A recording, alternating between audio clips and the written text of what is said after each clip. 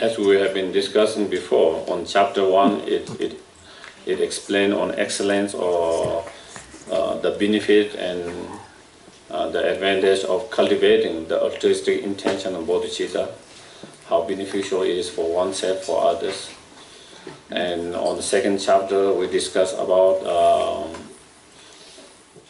through the practice of confession, of purifications, how to overcome all the obstacles and interferences for the development of bodhicitta.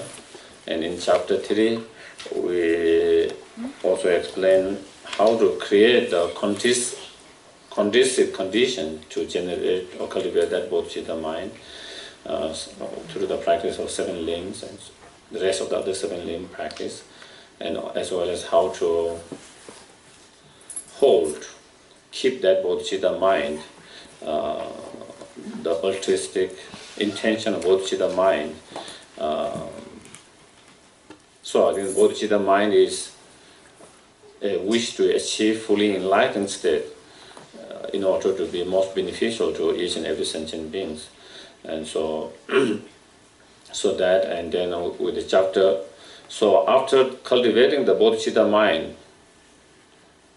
the great love, unconditional great love, compassion, and driven by that love and compassion, the bodhicitta mind, then we try to engage into the world through the practice of 6 perfections.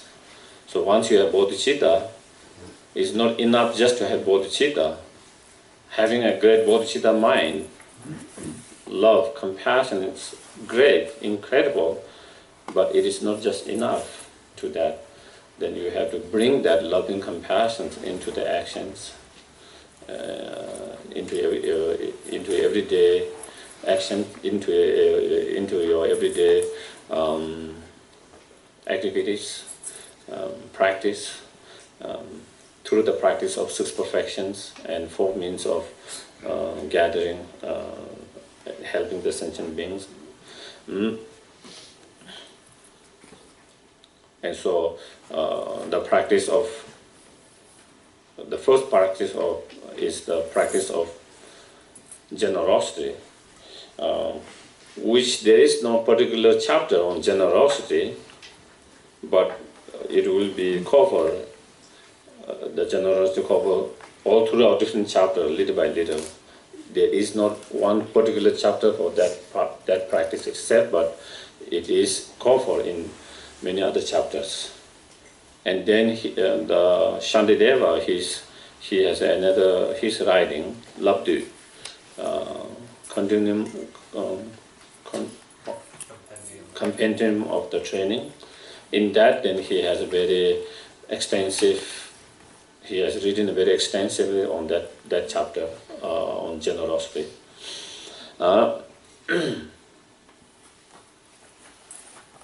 And also in terms of the practice, the 6 perfection, it is said that generosity, practice of generosity is more easier, in generally speaking, than the practice of morality. So the morality comes after the generosity. And the practice of patience is more difficult than the practice of morality. Therefore, after the morality, the patience comes. And the practice of enthusiasm or diligence or effort comes after the patience, because it's more difficult. And then single-pointed concentration, shamatha, not just as some form of concentration, but really the result, the shamatha itself is much more difficult. So therefore it comes later. Then wisdom, the last of the perfection, because the wisdom is even more difficult than shamatha. So in terms of the sequences, the first one are more easier. Of course, for different individuals it could be different, because we are different, not the same. But that's in generally speaking, that is how it is. Generally speaking, in terms of sequences. So in chapter 4 and 5, the chapter on carefulness and the chapter on diligent introspections, These two chapters cover the practice of morality. And then chapter 6, last year we discussed patience. And then chapter 7, we are going to discuss on the enthusiasm or enthusiasm. So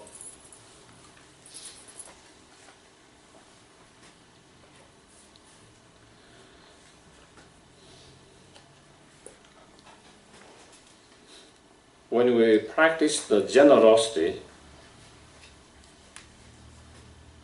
through the practice of generosity, we train ourselves to be more open, more sharing, more giving, and to let go of grasping, clinging, attachment to the different objects. The stronger we have clinging and grasping attachment to object, the more difficult it is us to give and share that. So through the practice of generosity, we train to kind of let go of attachment, to be less greedy, to be less miserliness. Can you say leanness? I don't know, maybe miserly. Miserly. To let go of miserly, to let go of clinging and grasping. So that is part of the practice of generosity, to do that. So when through the practice of generosity, when we are able to do that more, when we are able to let go of clinging more, grasping more, being more greedy, and being more attached, more miserly, then the practice of the morality become more easier. The practice of morality become more easier because one of the reasons why we are unable to practice the morality purely is because of our attachment and clinging.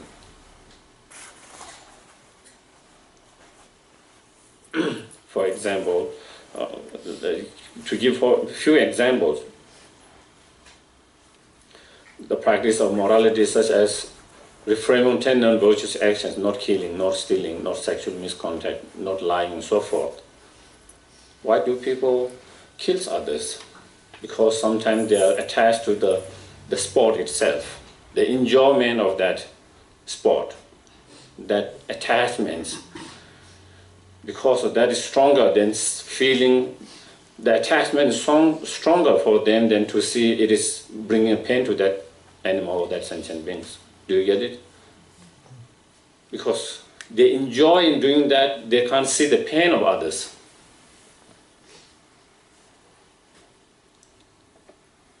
Same, why we eat meat? Because we are attached to that taste. That taste, even though we know to some extent that if we don't have to eat, that will be more beneficial. Less animal will be killed. There will be less pain to the animals. Despite knowing that, sometimes it is hard for us to give because we are still attached to that taste a lot of time. So that is why it stops us from refraining from contributing or killing or contributing to that such action to some extent because of attachment.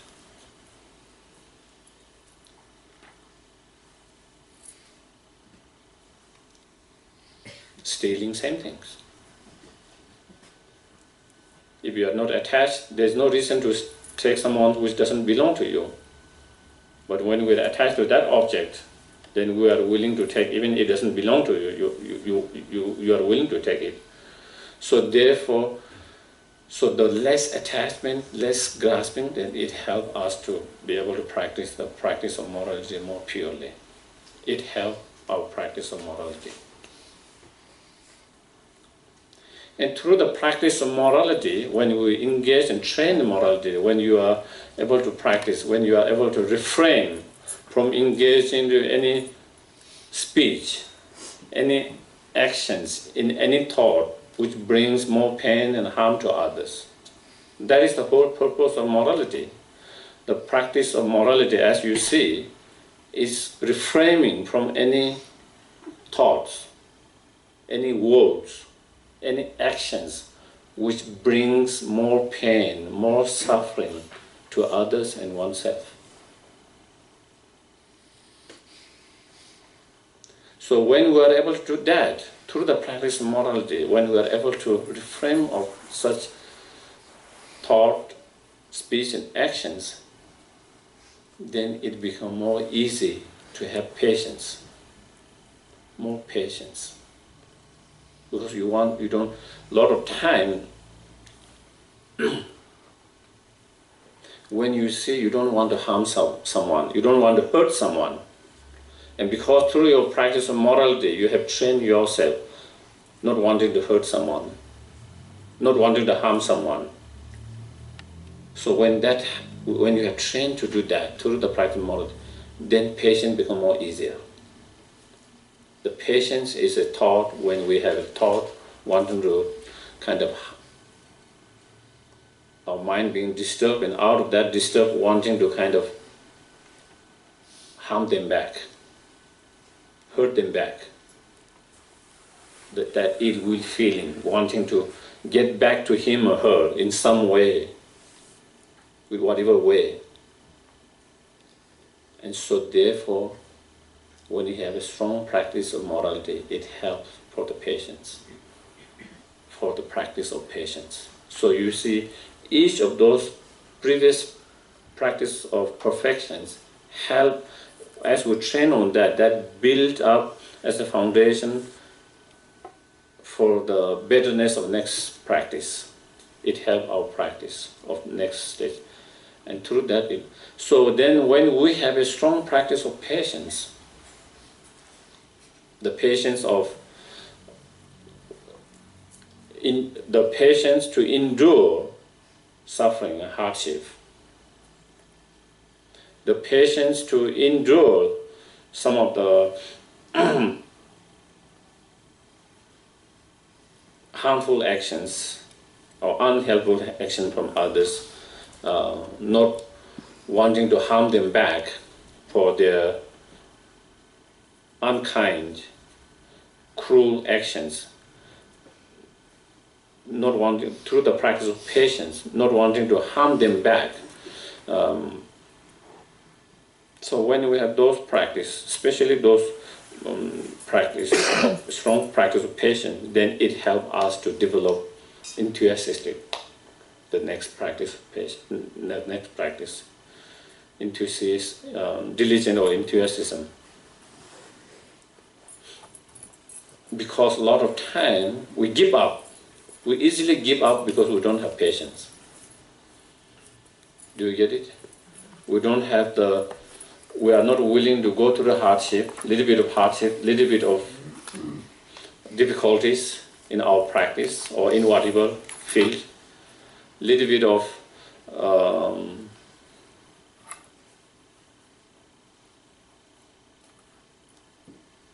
extra effort, so on, because we are impatient. When you are impatient, you try and then you give up. But when you have more patience, even when you are faced with different difficulties, challenges, obstacles on the path, you will not easily give up. You will continue to work on that. And that is enthusiasm, the diligent. So you have more enthusiasm to continue to walk on your path instead of giving up very easily. And so therefore, through the practice of patience, then that is how it will be very, the practice of patience act as a very strong foundation for this next level of the practice, enthusiasm. So in that there is a verse 76 in that chapter, and in the first chapter it says, having patience I should develop enthusiasm, for awakening will dwell only in those who exert themselves. Just as there is no movement without wind, so merit does not occur without enthusiasm.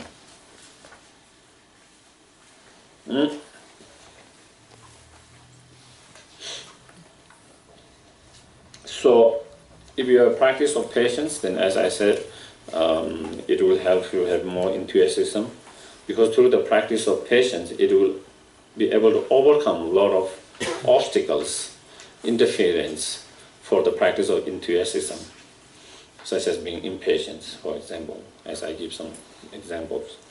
And without the enthusiasm, without the effort, the practice of enthusiasm, effort or diligence, whatever you call, one cannot achieve our spiritual highest potential, the fully enlightened state. That's what he's saying. If you see all the life story of those great practitioners, masters, teachers of in every religions, in every spiritual path, they have gone through a lot of enthusiasm, diligent hardship to reach where they reach. If we see the Buddha Shakyamuni's own story, he spent 6 years with that hardship. And we are talking about even just in that lifetime, he went through, as a bodhisattva, a lot of other enthusiasm and difficulty, hardship, effort in many lifetimes as a bodhisattva. Even that last stages of his, path, even that you can see. So enlightenment, even though it's great, it's not going to come easily. To expect enlightenment easily is unrealistic. It's a source of disappointment. One more disappointment in your life.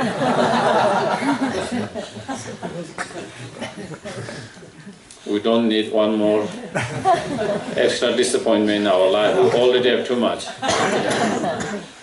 But when you started to feel that enlightenment can be quick, easy, that can be source of disappointment. That can be big obstacle in your spiritual path. It has been a big obstacle for a lot of people who seek spiritual in their life, in their path, and it can be. It requires time, effort, practice, continuity.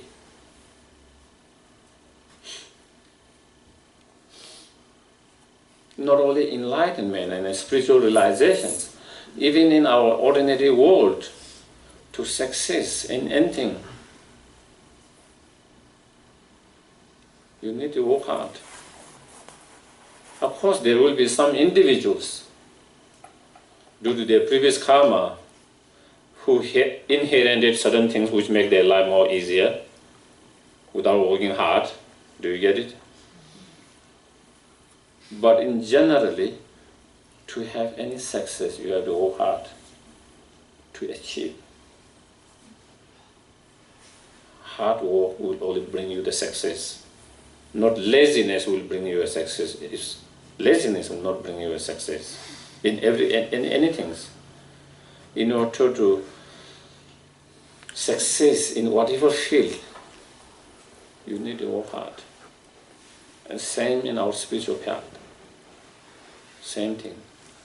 We need to put effort, enthusiasm, diligence, to put a little bit hard work.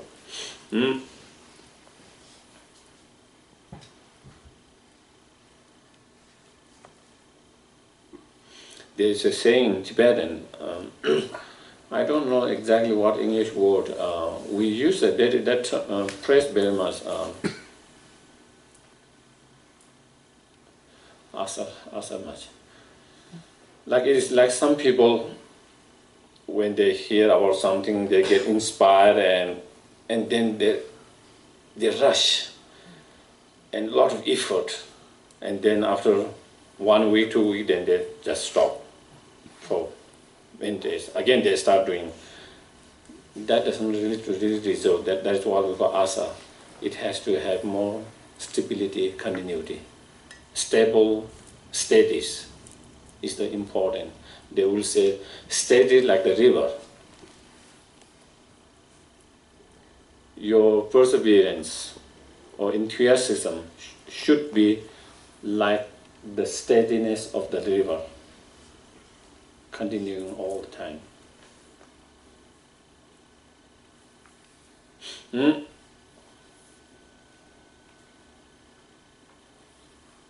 And also in the monastery we see that. And I'm sure that you saw that in your school with some of the students, maybe you see everywhere. Also we see in the monastery.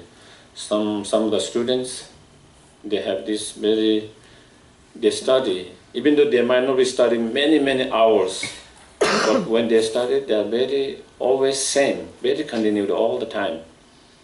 And those, at the end of there's better result. Some of them, you see them starting very hard for days, few days, and then they don't study for a while.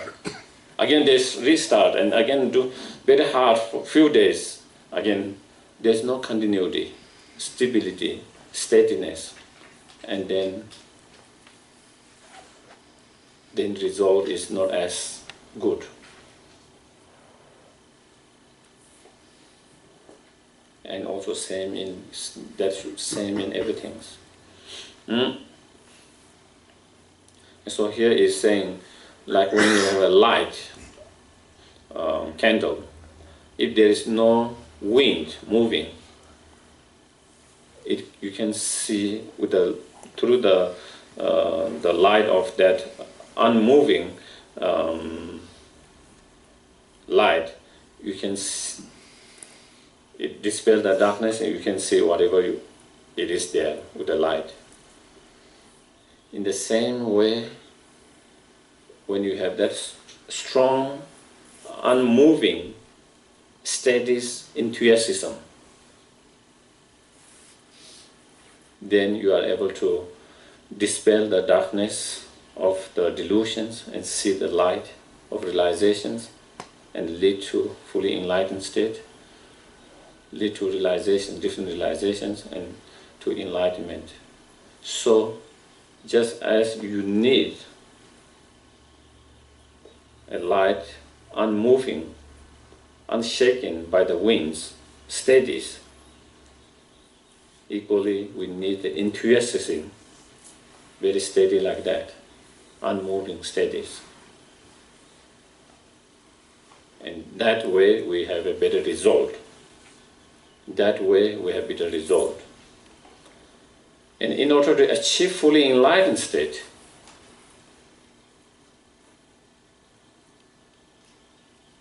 we need to purify and overcome all the delusions, all the obscurations, and we need to accumulate the collection of wisdom and collection of merit. And such collections of wisdom and collections of merit comes when there is enthusiasm, diligent. If you don't have enthusiasm, then you cannot collect the collection of wisdom and merit, which is necessary and needed to actualize our full potential, the fully enlightened state. And also, we need the merit or positive energies or virtues or positive karma in order to have a smooth and less obstacle in our spiritual path, as well as in our life. We need to create that more. And then when you have the more enthusiasm you have, the more you will be able to create the cause and conditions for more success, more happiness, more prosperity in your life as well as in your spiritual path.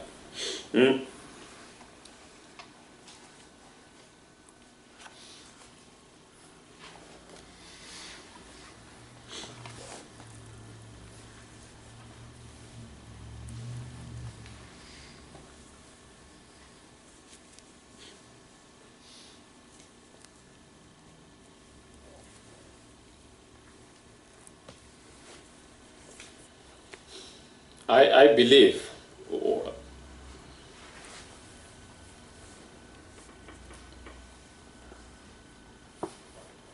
Lama Sopa Rinpoche, as many of you might have noticed, he emphasized very much on creating merit, as you might have noticed. Not only he encouraged the student, but in his own practice, you see that very much part of his practice, very strong practice of his. And he has incredible enthusiasm to do that. All those different practice for purification and accumulation of merit, there is incredible enthusiasm, there is incredible joy in him doing that. And also I've noticed the success that he had in his. And I believe that is because of the merit he created through that enthusiasm that allow him to be able to do so much that he is able to do. Among many teachers, many Tibetan teachers, and I'm sure there are many also Western teachers who have many centers around the world, especially he's the one who is being able to help and do so much in so many different areas. Not just one area, in so many different areas, in so many places. And somehow, even though he is not a businessman, he's somehow able to do all these things. Something just manifests for him to be able to do that.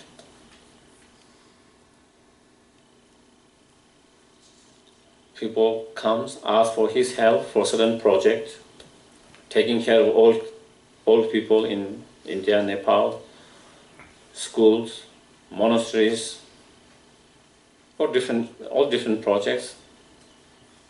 Even though he doesn't have anything, he accepts them. Roger gets started to panic. Rinpoche, where is the money? Rinpoche, you have accepted to help this with that much amount of money, but we have no money. There is no money in the bank. There is no money. How are you going to accept? How are you going to help, Rinpoche? But you have already accepted. Rinpoche is just fine, calm. It will happen, and then somehow things happen. Just manifest. That is how he has been doing. And I believe that he, with his own direct experience, he sees that, how the merit allow him to be more generous and to be able to help more successfully in that way. And he has incredible enthusiasm to do that. Incredible joy in doing that.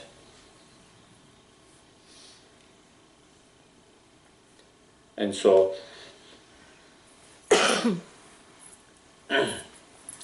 so what I'm saying, not only you need, as Shantideva said here, you need enthusiasm to create the merit which you need or you must have in order to achieve fully enlightened state. But I'm saying even to be able to be more, that is one thing, enlightenment. Even we don't talk about enlightenment, to be able to be more helpful, beneficial to others in this life. You need a great amount of merit. Sometimes you see people have incredible, in terms of ideas, they have incredible ideas. Do you get it? How to help others, how to fix problems. But when they actually try to apply it, a lot of times they have so much obstacle. On the paper, theoretically, it should be very successful and it should solve the problem, it should be helpful. And there's no reason why it doesn't work.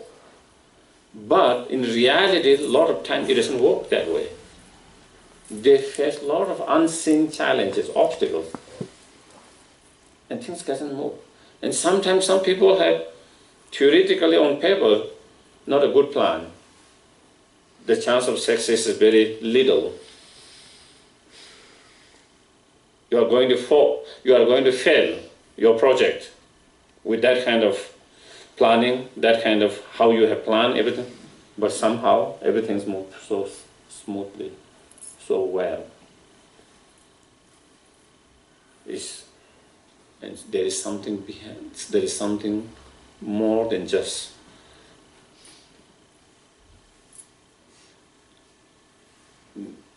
there's more than that, what we see. And so the positive karma, merit, virtues, that is the thing. So that is why it is important. So here then in verse number 2, what is enthusiasm? Is finding joy in what is wholesome. Its opposing factors are explained as laziness, attraction of what is harmful, and displeasing oneself out of despondency. So, what is enthusiasm? Here, when we talk about this, the practice of perfection of enthusiasm or diligence or effort, however you use. This particular practice of such perfection is not just an enthusiasm. Do you get it? It is enthusiasm towards virtues, wholesome action, towards virtuous actions. I can have enthusiasm to non-virtuous action. Do you get it? To be mean to others. I can have incredible energy, incredible courage, incredible joy, incredible energy, incredible diligent effort in trying to be mean to someone else, trying to harm someone else, trying to do something to destroy, to bring a destructions. That's where here Shantideva was making clear when we talk about enthusiasm. We are talking about enthusiasm towards virtues, towards wholesome actions. That is what this practice is. So it is a mental state. As we have mentioned before, all these six perfection are mental state. And enthusiasm is a mental state which has a functioning or characteristic sense of joy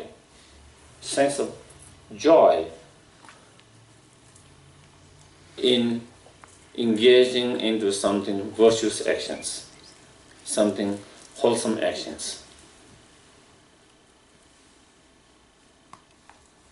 That is what enthusiasm, this chapter, referring to. That is that. So we shouldn't confuse with any kind of enthusiasm in general. Do you get it? It is an enthusiasm towards virtuous actions and joy in doing that. So here is again, I think it's very important factors. When you enjoy in doing something, effort comes easily. Effort comes easily when there is joy in that. Effort comes easily, you have less stress, less tiredness. But when you don't enjoy doing something, then more difficult to have effort in doing that. When you have to do something which you don't enjoy it, you have more stress. More stress. You get easily more tired.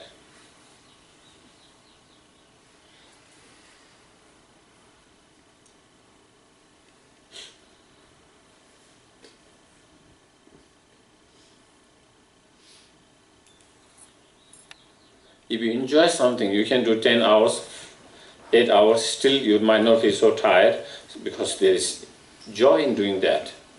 Less stress, less tired. But then you do something which you don't enjoy and you are kind of compelled to do or forced to do, even 1-2 hours can be very tiring, stressful.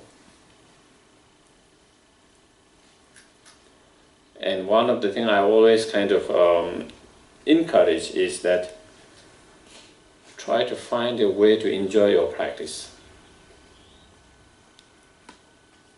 Bring some, try to make it more enjoyable, making certain, in your practice, you can experiment a little bit sometime yourself and to do slightly different, and then you started enjoying. If you just have to modify small things sometimes. The technique, the meditations, sometimes you just have to modify it slightly a little bit, and then you start enjoying it.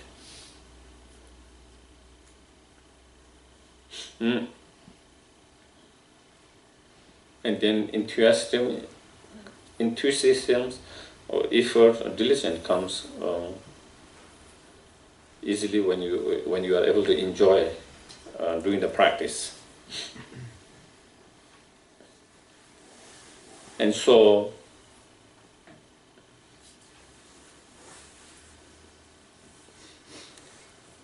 that is the enthusiasm. So what is the obstacles? In order to develop the enthusiasm, we have to overcome, in order to have that realizations or that feeling of that joyness in your practice, joyness in your virtues, joyness in your wholesome or virtuous actions or practice. You have to overcome the obstacles. And so in order to overcome the obstacle, you have to recognize the obstacles. And so the obstacles for the enthusiasm is the laziness, three types of laziness. And as the laziness, maybe again when we use laziness, maybe the English term might not give the same kind of connotations, maybe, yeah, connotations. Because when you see, but as we study here, you will see, when we say laziness, it's a different. Then normally we use the lazy in a different way. Okay, so in these cases, being attached, being distracted to unwholesome actions, being distracted with that due to attachments and craving and so forth, that itself is considered as a laziness. That is the obstacle for the enthusiasm for the virtues. Do you get it? If I'm attached to non-wholesome and I'm distracted to such actions, of course I will be distracted from being more focused on the virtuous actions. And the enthusiasm is to direct your energy, your focus towards the wholesome actions with a joy. And so therefore that itself. And laziness in a sense, thinking that I would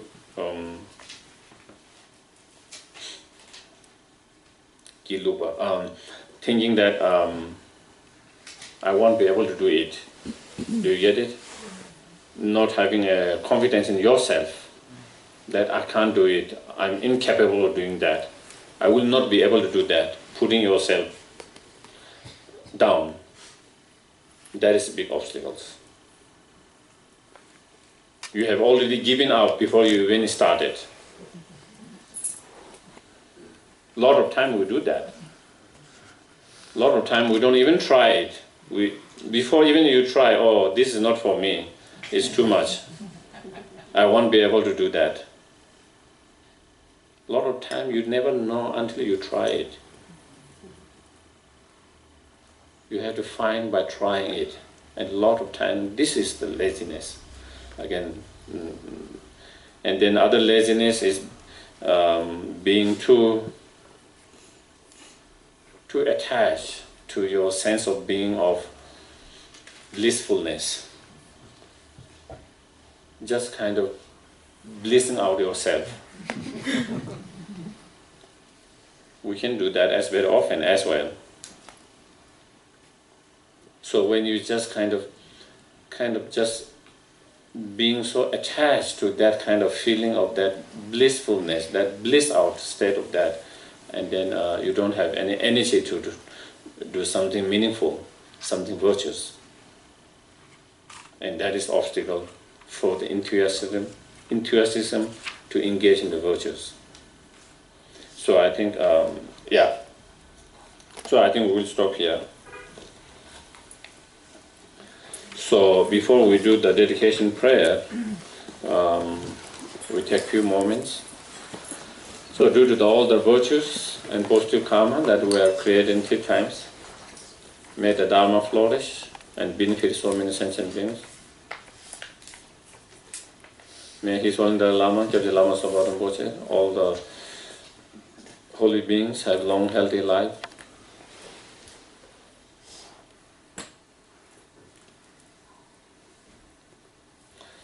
May all the spiritual Dharma centers, especially here to the Noble Center, may it grow, expand, flourish, and be most beneficial for so many sentient beings by providing different programs according to their needs. And may all the obstacles for the growth and expansion and for the benefit of the centers to be immediately pacified.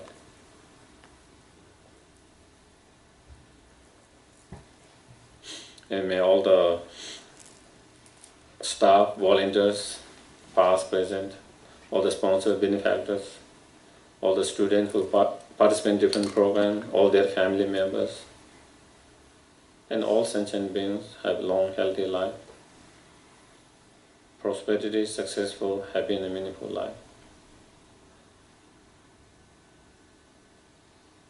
May all sentient beings who are not feeling well, may they recover from the illness as soon as possible, have a long, healthy life.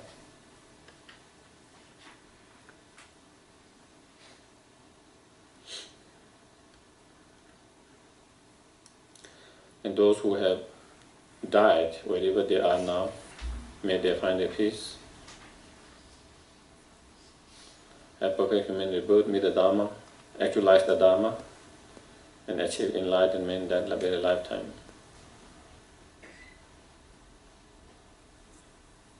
May all sentient beings who have different challenges, obstacles in their life, may all the obstacles and cause of obstacles be immediately ceased, pacified.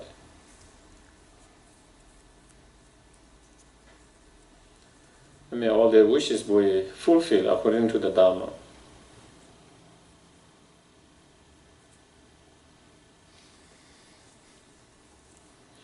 And may each and every sentient beings be able to actualize and fully develop loving kindness, compassion, bodhicitta, mind, and wisdom understanding reality as soon as possible.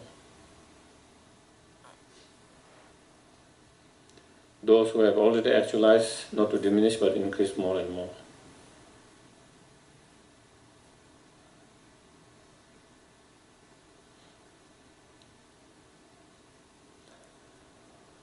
And may we be able to follow the perfect example set by all the Buddhas and Bodhisattvas in engaging our spiritual path, in being beneficial and helpful to others, just like themselves.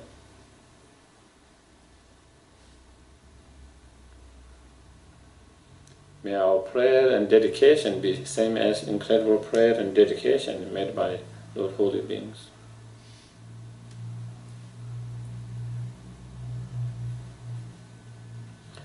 Due to 3 times virtues of merit which empty from his own side,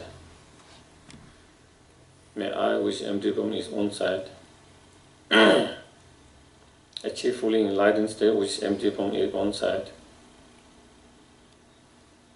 for the benefit and welfare of all sentient beings which empty from his own side.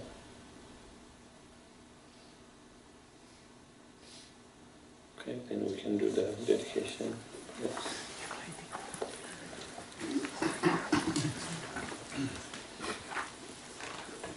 So page 100, we'll do the short mandala offering, Thanksgiving.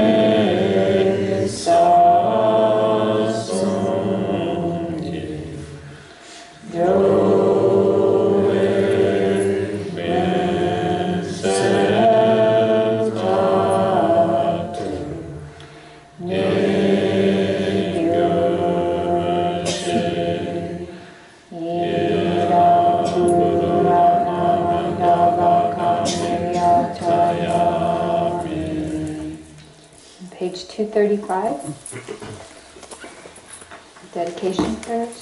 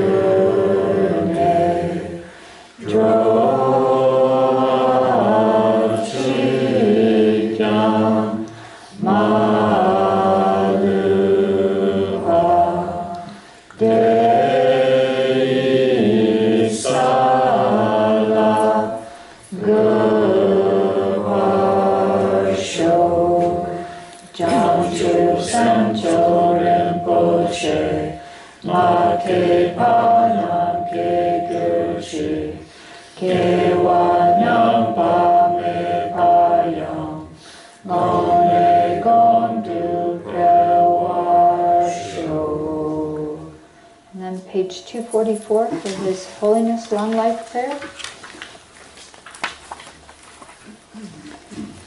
Gangri Rawe Kowe Shinkande Pendang Dewa Malu Jungwe Shenre Sigwan Tenzin Gyasoi Shape Site Bardu Tengyurshi. And then for Lama Zopa, Tu Shu Chan Shin Jang Gong Kewe Ten Sin Kyong Kewe Kun Zo Do Po Zi Chok Sung Ku We Le Mon Tu Dru Pa Da So Du Je Kun Du Shab Ten Shou. So thank you very much and enjoy. enjoy the crazy weather. Yeah, thank you. Thank you. Thank you. I'd like to make a